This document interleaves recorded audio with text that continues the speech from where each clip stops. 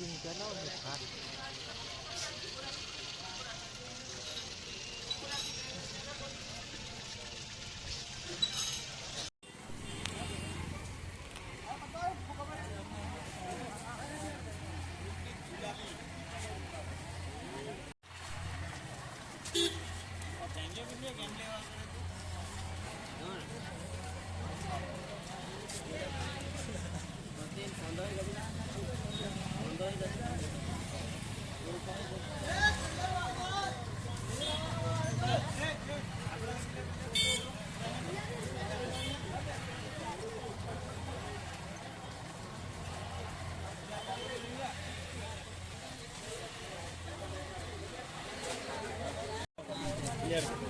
ससुरा नहीं कौन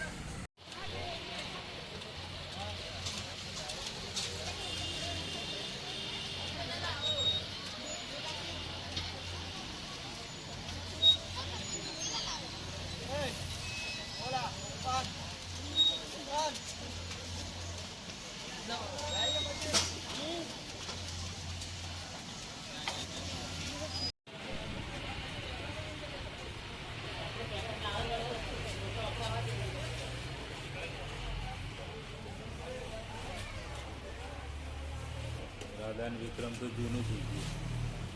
मार्केट में एक लोग मांगे है एक मांगे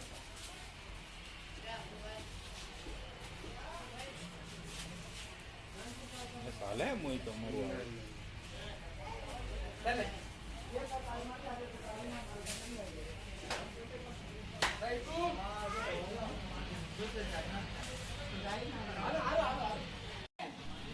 चोरी पतंग हैं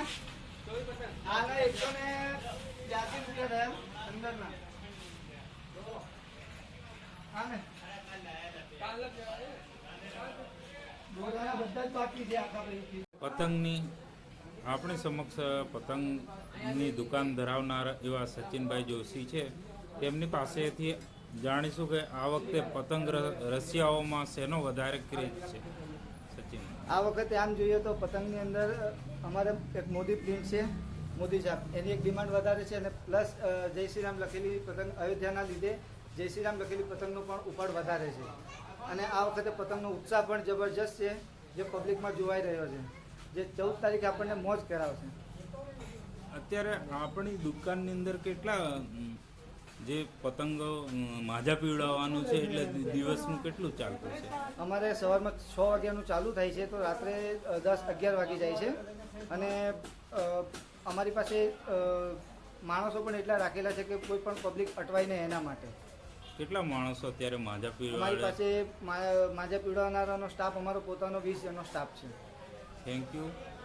સચિનભાઈએ આપણને જણાવ્યું કે આ વખતે ઉત્તરાયણ નિમિત્તે વિશેષ ક્રેઝ યુવાનોમાં જોવાઈ રહ્યો છે અને તેમાંય પણ ખાસ કરીને વડાપ્રધાન નરેન્દ્ર મોદીના સિમ્બોલ કે કેસરી કલરનો વધારે પડતો પતંગ તેમજ જય શ્રી રામ લખેલી પતંગો અયોધ્યામાં જે ભવ્ય રામ મંદિરનું નિર્માણ થઈ રહ્યું છે તેના બદલે યુવાનોમાં આવી પતંગોની વધુ ડિમાન્ડ જોવાઈ રહી છે.